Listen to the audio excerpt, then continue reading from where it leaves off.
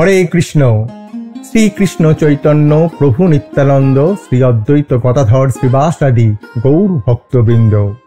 হরে কৃষ্ণ কৃষ্ণ কৃষ্ণ হরে হরে, হরে রাম রাম রাম হরে হরে। মায়াপুর শ্রী চৈতন্য মঠ ব্রজপত্তন এই ইউটিউব চ্যানেলে আপনাদের সুস্বাগতম। প্রথমেই সমস্ত আচার্যগণ, সমস্ত ভক্তবৃন্দ, সমস্ত মাতৃমণ্ডলী এবং সর্বোপরি গুরুদেবের রাতুল চরণে জানাই লুণ্ঠিত দণ্ডবৎ প্রণাম। তিনি যেন সদা সর্বদা আমার প্রতি সুপ্রসন্ন থাকেন। প্রতিবারের ন্যায় আমরা এই চ্যানেলে একাদশী ব্রত মাহাত্ম্য কথা প্রচার করি, কিন্তু এই একাদশী ব্রত কবে, কেন ওই দিনের আগে না পরে, এই নিয়ে অনেক বিভ্রান্তি সৃষ্টি হয়।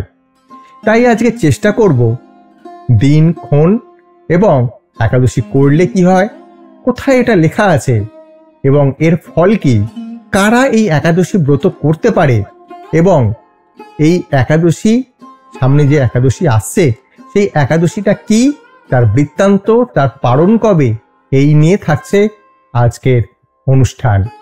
আর হ্যাঁ, ভিডিওটি কেমন লাগলো অবশ্যই কমেন্ট সেকশনে জানাবেন।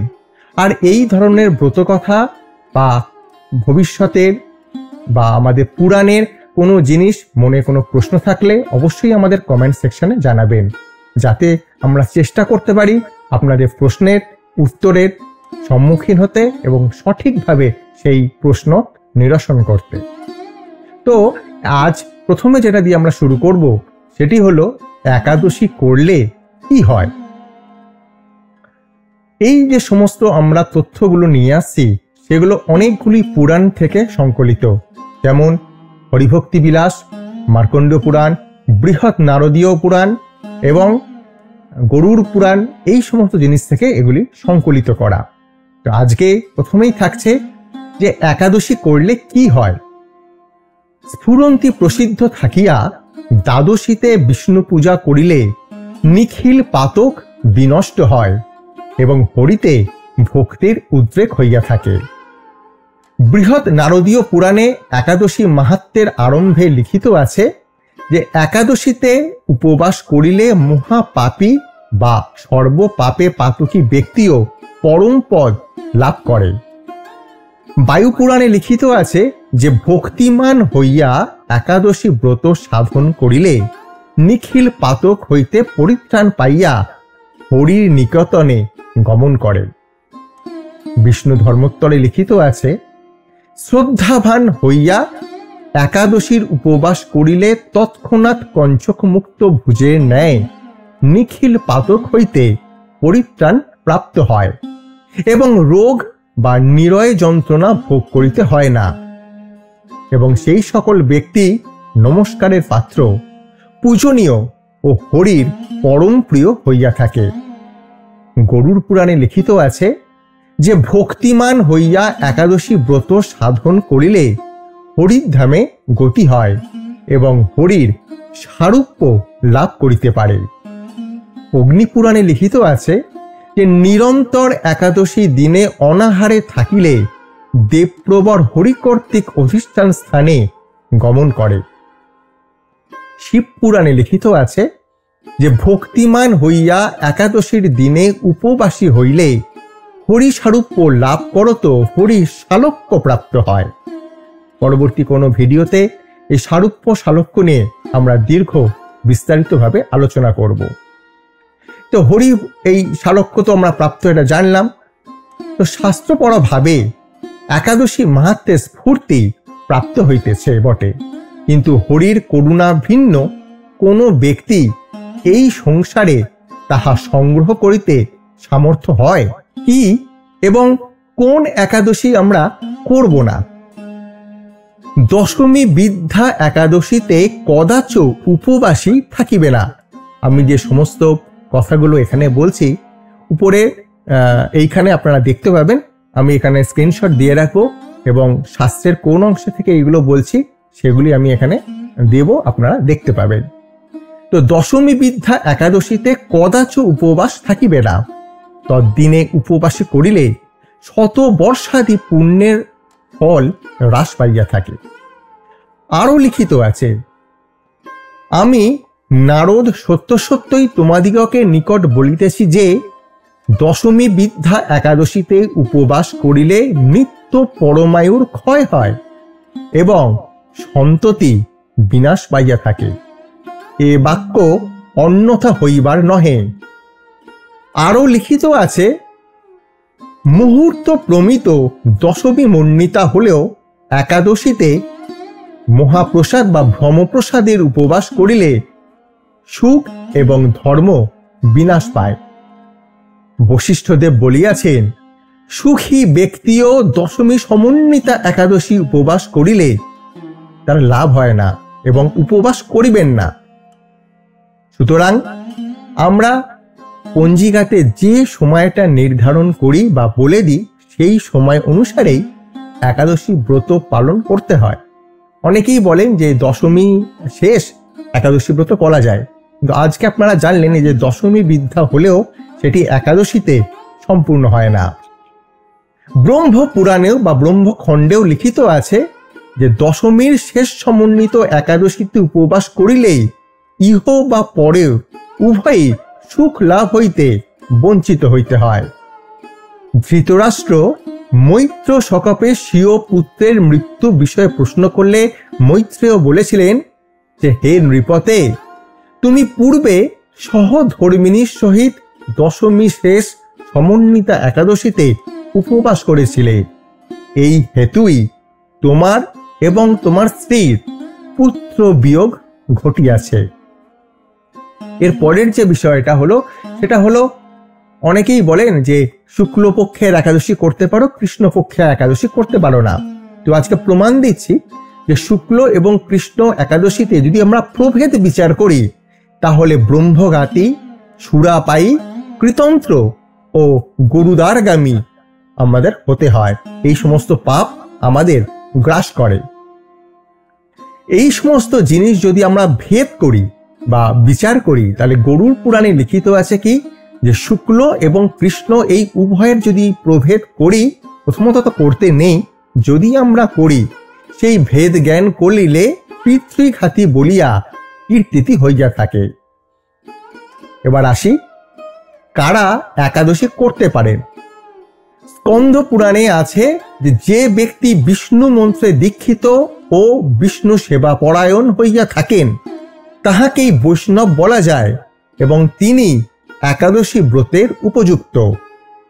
এই বিষয়ে স্কন্দ পুরাণে আরো লিখিত আছে যে ভীষণ বিপন্ন অবস্থায় বা পতিত হইয়া অথবা বিপুল আনন্দে উৎফুল্ল হইয়াও যে ব্যক্তি একাদশী ত্যাগ না করেন, যে ব্যক্তি বৈষ্ণব বিধানে দীক্ষিত, যিনি সর্বভূতে সমচিত্ত, যিনি সাচারবান এবং যে ব্যক্তি হরিতে সমস্ত আচার অর্পণ করিয়াছেন তাহাকেই বৈষ্ণব বলা হয়। এরপর আসি, অনেকেই প্রশ্ন করেন যে দ্বাদশীতে মহাপ্রসাদ অন্তে আমরা পালন করে থাকি, তো দ্বাদশীতে একাদশী সমাপন কিভাবে করব? অতঃপর উপবাস দিন কৃত্য বিবৃত হইয়াছে এই প্রভাবে যথাবিহিত স্নান করে হরির অর্চনা করিয়া তাম্রপত্র গ্রহণ পূর্বক ব্রতার্থ সংকল্প করিতে হইবে।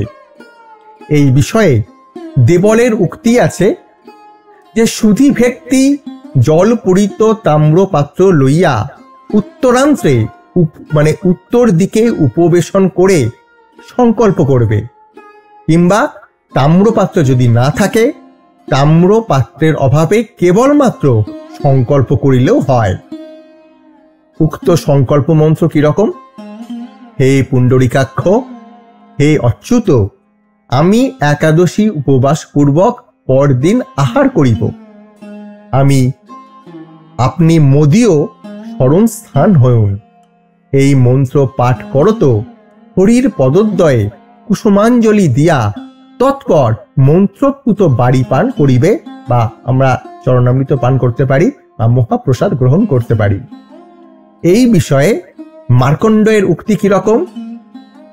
সমাহিত চির ভারতত্রয়ের অষ্টাক্ষর মন্ত্রে অভিমন্ত্রিত করিয়া জলপান করাকেই উপবাস ফলেচ্ছু কর্তব্য। তদনন্তর প্রভুর অর্চনা ও সংকল্প মন্ত্র পাঠপূর্বক দেবদেবের যিনি শ্রেষ্ঠ সেই কৃষ্ণের উদ্দেশ্যে পুষ্পাঞ্জলি নিবেদন করিবেন। এরপরে আসি বিখ্যাত আমরা যেটা কাল পালন করব সেটি হলো অপরা একাদশীর কথা। তো ত্রিবিক্রম মাস জ্যৈষ্ঠ শুক্লপক্ষিয়া অপরা একাদশী। ব্রহ্মাণ্ড পুরাণে যুধিষ্ঠির শ্রীকৃষ্ণ সংবাদে মহারাজ যুধিষ্ঠির শ্রীকৃষ্ণকে জিজ্ঞাসা করলেন, হে প্রভু, জ্যৈষ্ঠ মাসের কৃষ্ণপক্ষিয়া একাদশীর নাম ও মাহাত্ম্য কি, বর্ণনা করুন। শ্রীকৃষ্ণ বললেন, হে মহারাজ, সকলের মঙ্গল কামনায় আপনি উত্তম প্রশ্ন করেছেন। বহু পুণ্যদায়িনী, অতিপাতক, মহাপাতক নাশিনী, অসীম ফল প্রদায়িনী এই একাদশীর নাম হল অপরা একাদশী। এই ব্রত চারণকারী জগতে সুপ্রসিদ্ধি লাভ করে। স্ত্রী হত্যা, গোহত্যা, পরনিন্দুক এমনকি পরশ্রীগামী সকলেই এই ব্রত পালনে নিষ্পাপ হয়ে থাকে। প্রবঞ্চক, মিথ্যাভাষী, কপট, মিথ্যা সাক্ষ্য প্রদানকারীর মতো পাপীরাও অপরা একাদশী ব্রত পালনে সদ্যমুক্ত হয়। হে রাজন, যে শিষ্য গুরুর নিকট বিদ্যা শিক্ষা লাভের পর সেই গুরুর নিন্দায় প্রবৃত্ত হয়, এমনকি সেও এই একাদশী ব্রত পালনে পাপ দূরীভূত হয়, উত্তমা গতি লাভ করে।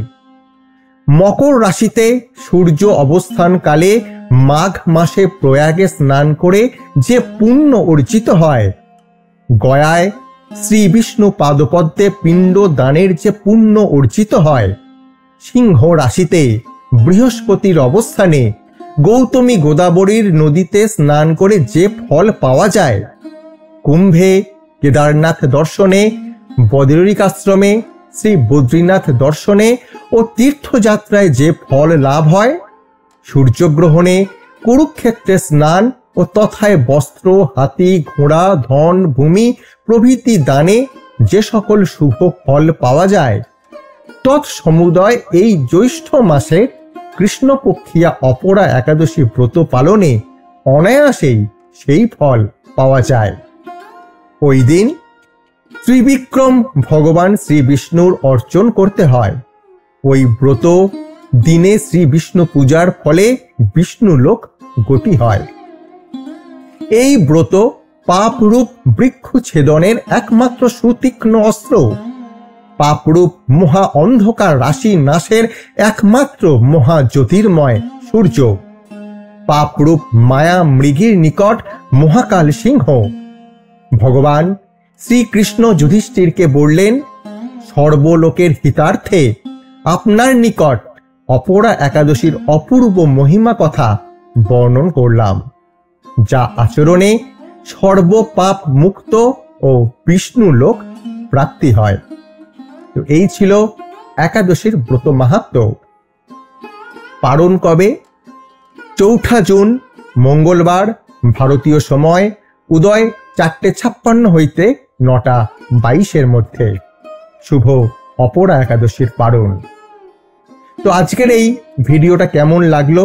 একাদশী কে করবেন, কবে করবেন, কিভাবে করবেন, পালন কিভাবে করবেন, কি তার সংকল্প মন্ত্র ছোট্ট ভাবে আপনাদের জানানোর চেষ্টা করলাম। আর ভিডিওটা যদি ভালো লাগে অবশ্যই কমেন্ট সেকশনে জানান।